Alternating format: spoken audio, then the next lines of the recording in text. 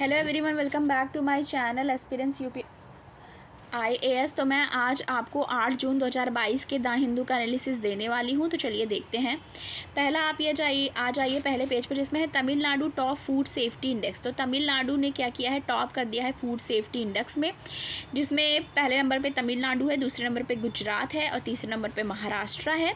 ठीक है, टॉप 10 में कौन कौन से स्टेट है? Tamil Nadu, Gujarat, Maharashtra, Himachal, West Bengal, Madhya Pradesh, Kerala, Uttarakhand, Orissa, Uttar Pradesh, Karnataka and Rajasthan. ठीक है, तो ये हमने देख लिया।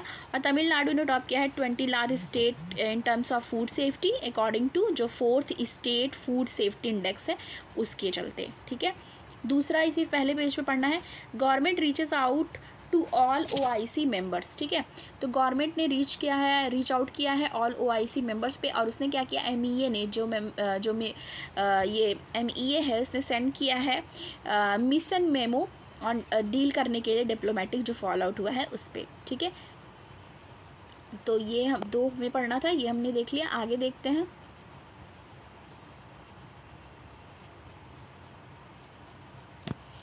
ये आप आ जाइए एडिटोरियल वाले पेज पे। इसमें हमें ये पढ़ना है the weight of GST council. ठीक है, इसमें हमें क्या पढ़ना है कि एक केस है यूनियन ऑफ इंडिया, ठीक है, वर्सेस मोहित मिनरल्स प्राइवेट लिमिटेड केस है, जो सुप्रीम कोर्ट में इंडिया को मई 19, 2022 को गया। उसमें IGST से रिलेटेड ये केस है। इसमें रिकमेंडेशन दिया गया है कि GST council not binding on either the union और द स्टेट। ठीक है, ऐसा बताया जा रहा है। इसमें और देख लेते हैं, आर्टिकल 246A के बारे में बात किया जा रहा है, जो इम्पावर करता है, जो पावर देता है।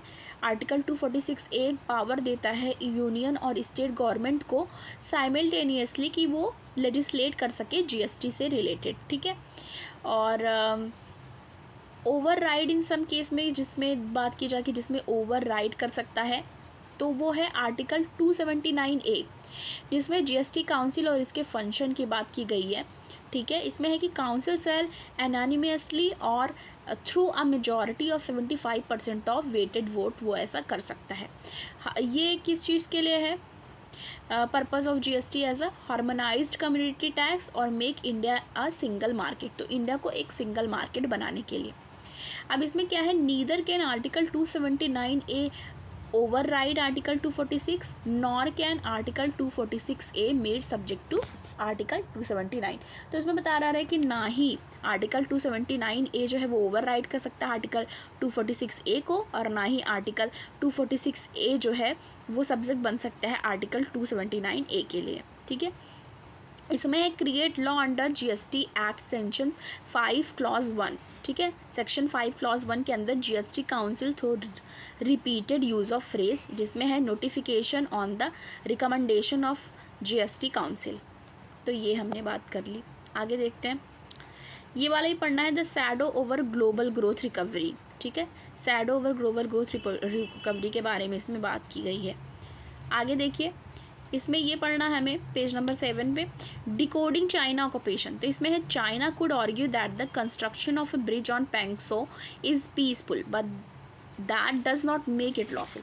तो मतलब जो चाइना है वो अगर आर्ग्यू कर रही है, कि कंस्ट्रक्ट जो कर रही है वो ब्रिज को पेंगसो पे वो पीसफुल है, पर ये इस चीज़ को लॉफुल नहीं बनाती। इससे रिलेटेड है। इसमें है 3 रीज़न दिया गया है कि कैसे इंडिया को India should be particularly concern, India को कंसर्न होना चाहिए चाइना जो कंस्ट्रक्शन एक्टिविटीज़ कर रही है पैंगोंग सो पे। अब देखते हैं कौन कौन से वो रीजंस हैं। पहला रीज़न देख लीजिए, इसमें है इंडिया वॉर विद चाइना, जो इंडिया और चाइना का वॉर हुआ था 1962 में। इससे ये रिवील करता है दैट डिप्लोमेटिक मिसकैलकुलेशंस है, इनएडिक्वेसीज है डिफेंस प्रिपेयर्डनेस पे। ठीक है, चाइना सरप्राइज़ कर दी थी इंडिया को जब उसने अनाउंस किया था 1957 में दैट कि जो वो रोड बिल्ड कर रही है थ्रू अक्साई चिन लिंकिंग तिब्बत और जिनजियांग। उसके बाद इंडिया ने प्रोटेस्ट किया था। ठीक है, इसके खिलाफ। ठीक है, और इस दूसरा रीज़न देख लीजिए, China does not seem to favour the idea of entering into treaties for resolving territorial dispute. तो चाइना कभी भी ऐसे नहीं दिखती है कि वो कोई भी तरह का ट्रीटीज़ करेगी या कोई भी चीज़ करके रिजॉल्व करने की कोशिश करेगी टेरिटोरियल डिस्प्यूट को। And maritime dispute with the neighbour, और ना ही वो मैरी टाइम डिस्प्यूट को भी रिजॉल्व करती है नेबर्स के साथ। ठीक है, तो ये सेकेंड रीज़न है। रिसेंटली चाइना ने कंस्ट्रक्ट करना शुरू किया, began construction a bridge on the portion of Pangong Tso which India claim its territorial boundary and its within its territory, जिसपे इंडिया क्लेम करती है कि वो उसकी इंटरनेशनल बाउंड्री है।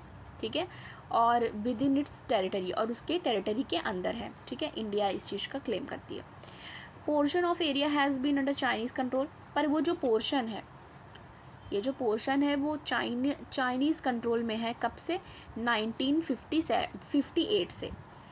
और जो ये पोंगोंग सो है, so military action between India and Chinese forces in, इसी को मिलिट्री एक्शन यहाँ पे देखा गया था इंडिया और चाइना के बीच में 1962 में। Therefore were confrontation between the forces of two countries in 2017 and in 2020। Violent clashes resulted in casualties, जो वायलेंट क्लासेस हुए हैं उसको देखा गया as a casualty. Third reason क्या है? What is the most worrying is that China does not adhere to general rule। ठीक है, चाइना कभी भी general rule of international law rather than try to drive a claim on the basis of historical right on the determinant of the right of neighbors। ठीक है, तो वो इस चीज़ पे ध्यान ही नहीं देती। As is the case with its claim in South China Sea, और ये इस क्लेम को दिखाता है case with the claim of South China Sea. ठीक है, तो इस चीज़ इसमें ये हमें देखना था। आगे देखते हैं, टेक्स्ट एंड कॉन्टेक्स्ट वाले पेज पे आ जाइए। इस पे है of what good is bad bank. ठीक है, of what good is bad bank, तो साइड में जो इंपॉर्टेंट दिया रहता है पहले हम वो देखते हैं। Finance minister on Monday announce, तो फाइनेंस मिनिस्टर ने मंडे को क्या अनाउंस किया? फाइनेंस मिनिस्टर ने मंडे को अनाउंस किया कि नेशनल एसेट रिकंस्ट्रक्शन कंपनी जो है NARCL, ठीक है, नेशनल रिकंस्ट्रक्शन कंपनी जो है, एसेट रिकंस्ट्रक्शन कंपनी जो है NARCL, अलॉन्ग विथ जो इंडिया डेट रिजोल्यूशन कंपनी है IDRCL, will take over the first set of bad loan from the bank and try to resolve them. तो ये बात की जा रही है कि bad loans from bank and try to resolve it. ठीक है, अब इसमें है a bad bank is financial entity set up to buy non performing asset. तो बैड बैंक क्या है? एक फाइनेंशियल एंटिटी है। ठीक है, बैड बैंक जो है वो एक फाइनेंशियल एंटिटी है जो सेटअप हुई है किस चीज़ के लिए? बाय करने के लिए नॉन परफॉर्मिंग एसेट को और बैड लोन्स को from the bank. The aim of setting up a bad bank is to help ease the burden on bank by taking bad loans off their balance sheet and get them to lend again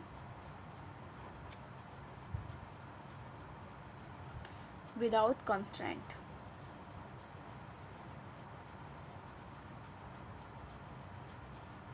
ठीक है, अब इसमें आगे क्या है? Many critics, ठीक है, many critics have pointed to several problem with the idea of bad bank. तो बहुत सारे क्रिटिक ने बहुत सारी चीज़ें पॉइंट आउट की है, सेवरल प्रॉब्लम बताया है, किससे related? Idea of bad bank से related.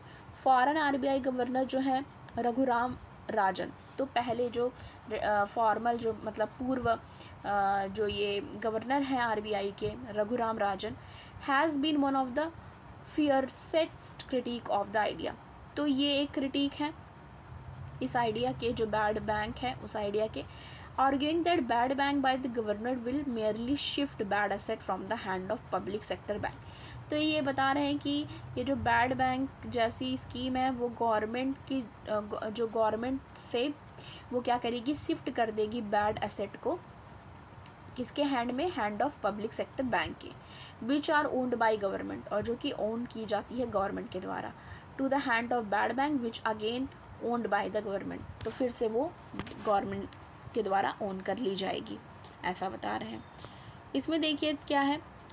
Fisher in the west anti Russia alliance. ठीक है, fissures in the west anti Russia alliance. तो इसमें why are the France and Germany aiming for diplomatic solution to Russia Ukraine war. तो इसमें ये देखिए कि फ्रांस और जर्मनी है वो एम कर रही है कि डिप्लोमेटिक सोल्यूशन निकल जाए जो रशिया और यूक्रेन का वॉर चल रहा है उस पर। अब इसमें देखिए बात क्या है, साइड में दिया रहता है।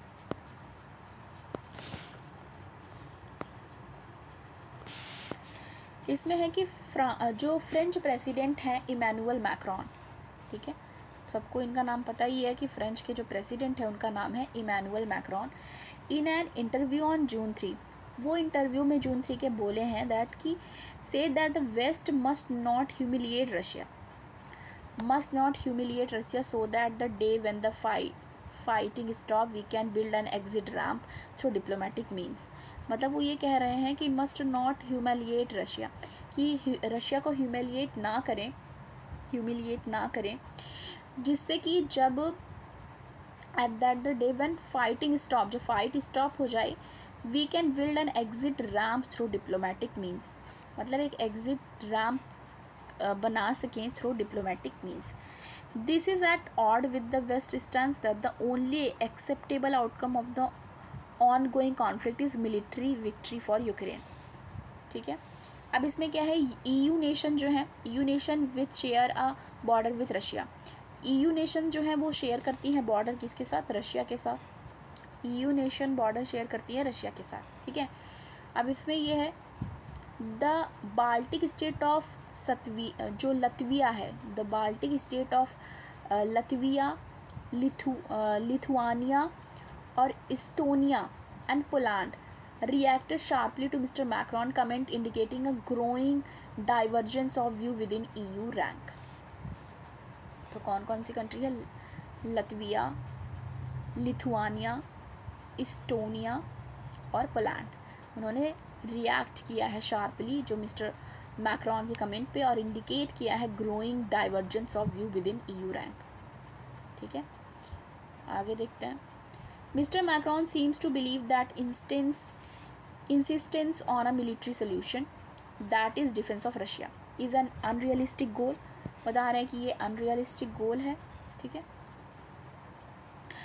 That would only end up prolonging the war without moving the needle closer to a resolution। बोल रहे हैं कि end up prolonging war है without moving needle closer to resolution। तो इस आर्टिकल में यही बताया गया है, क्योंकि इसकी समरी ये साइड में दे दी गई है कि वही चीज़ बात कर रहे हैं ये कि insignificant departure from the position of जो ये है position of the transatlantic alliance EU NATO US ongoing Russia. अभी अलायंस किस चीज़ की दिख रही है, EU NATO US की, ठीक है। Insignificant departure from the position of transatlantic alliance EU NATO and US on the ongoing Russia Ukraine war जो चल रहा है उस पर।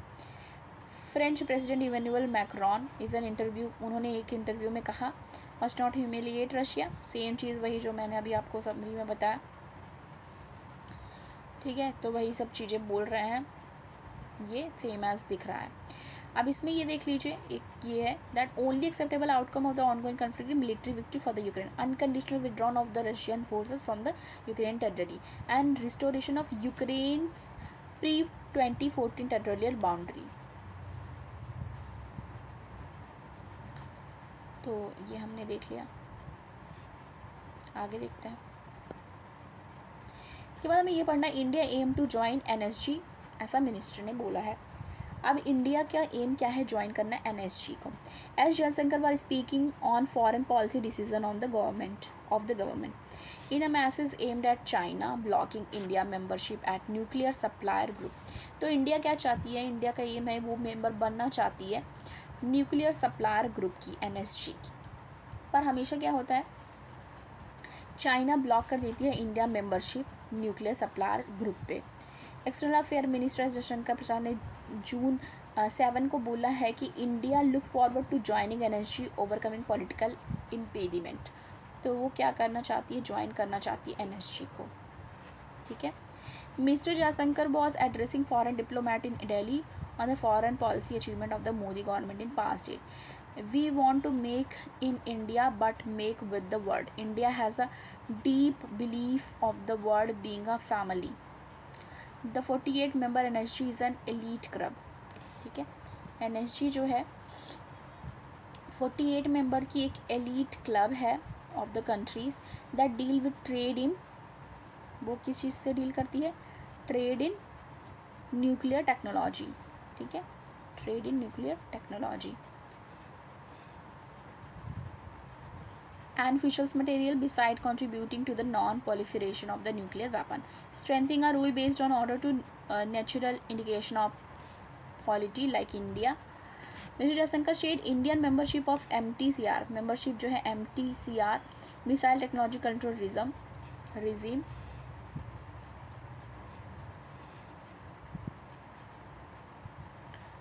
ऑस्ट्रेलिया ग्रुप, ठीक है, एंड वासेनार अरेंजमेंट की बात की जा रही है यहाँ पे, आर सिग्निफिकेंट, वो वहाँ पे जो चीज़ें हैं, जो वहाँ पे इंडिया की मेंबरशिप है वो सिग्निफिकेंट है, ठीक है। तो ये इससे रिलेटेड हो गया कि इंडिया का एम है ज्वाइन करना एनएसजी को। एनएसजी का फुल फॉर्म पता चल गया, न्यूक्लियर सप्लायर्स ग्रुप। इसके बाद देखते हैं,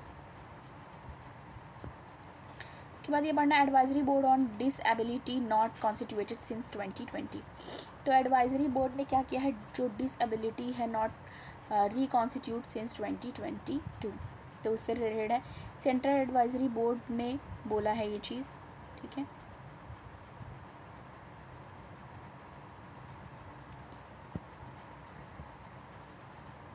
तो ये चीज़ भी हमें पढ़नी है।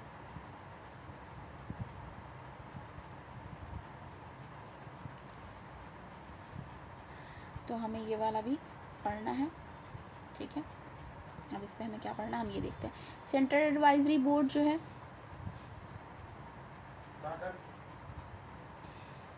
सेंट्रल एडवाइजरी बोर्ड की बात की जा रही है यहाँ पे।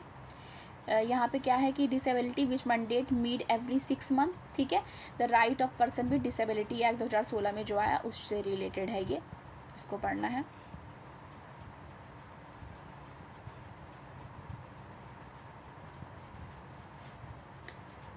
तो ये हम समझ गए। आगे देखते हैं, आगे देखिए। सेंट्रल एडवाइजरी बोर्ड जो है डिसेबिलिटीज़ को लेके mandate to meet every 6 month right of the personal disability act, ये लेके बात हो गई। आगे देखते हैं और क्या पढ़ना है, ये पढ़ना है air sport in the country to have oversight body, ये भी हमें पढ़ना है। इसमें है for the first time in India air sports such as paragliding और hot air ballooning will come under a 4-tier governance structure with the air sport federation of India. तो अभी आपने देखा होगा कि बहुत ज़्यादा देखने को भी मिलता है पैराग्लाइडिंग, हॉट एयर बलूनिंग, ठीक है। उसको 4-tier गवर्नेंस स्ट्रक्चर में रखा गया जाएगा, ठीक है, रखा जाएगा उसको 4-tier गवर्नमेंट स्ट्रक्चर में। और air sport federation of India ASFI as apex body, इस चीज़ को रखा जाएगा और इसको ओवरसी किया जाएगा एस्पेक्ट सच एज रेगुलेशन इसका देखा जाएगा, सर्टिफिकेशन होगा और जो एक्सीडेंट एंड पेनल्टीज़ भी हैं उसका भी ध्यान दिया जाएगा। तो ये दोनों हो गया, देख लिया। आगे है China Cambodia to begin port project. तो चाइना और कंबोडिया क्या कर रही है, चाइना कंबोडिया क्या कर रही है, पोर्ट प्रोजेक्ट शुरू कर रही है। Cambodia deny again on Thursday that it will allow any Chinese military persistent at the airport, and China are beginning an expansion to the week that has prompted concern in the US and elsewhere. What it's to be used by Beijing as a naval, ये use किया जा रहा है as a naval outpost gulf of Thailand, ठीक है। अब इस चीज़ में देख लीजिए क्या चीज़ें और की जा रही हैं। तो इसको यह ही डिनाइड हाउएवर, तो मतलब यही जान लीजिए कि इसमें क्या है कि Phnom Penh denies report that it will use as Chinese naval outpost. तो उस पर उन्होंने डिनाई किया, पर ऐसा दिखाया जा रहा है कि इंडिया कम्बोडिया का जो टू बिगिन पोर्ट प्रोजेक्ट है उस चीज़ को लेके इसमें बात की गई है। इसके बाद है world bank cut India financial year 23 GDP growth forecast to 7.5%। उससे रिलेटेड बात कीजिए कि वर्ल्ड बैंक ने ट्यूसडे को क्या कहा है, cut India economic growth forecast current fiscal 7.5%, raising inflation, supply chain disruption, geopolitical tension, diamond, और इस चीज़ से रिलेटेड यहाँ पे बात की गई है GDP ग्रोथ से रिलेटेड, ठीक है। तो आज के द हिंदू के एनालिसिस में इतना ही। अगर आपको द हिंदू का एनालिसिस अच्छा लगा हो तो प्लीज़ लाइक करिएगा, शेयर करिएगा और ज़्यादा से ज़्यादा चैनल को सब्सक्राइब करिएगा। मिलती हूँ आपको नेक्स्ट वीडियो के साथ। Thank you.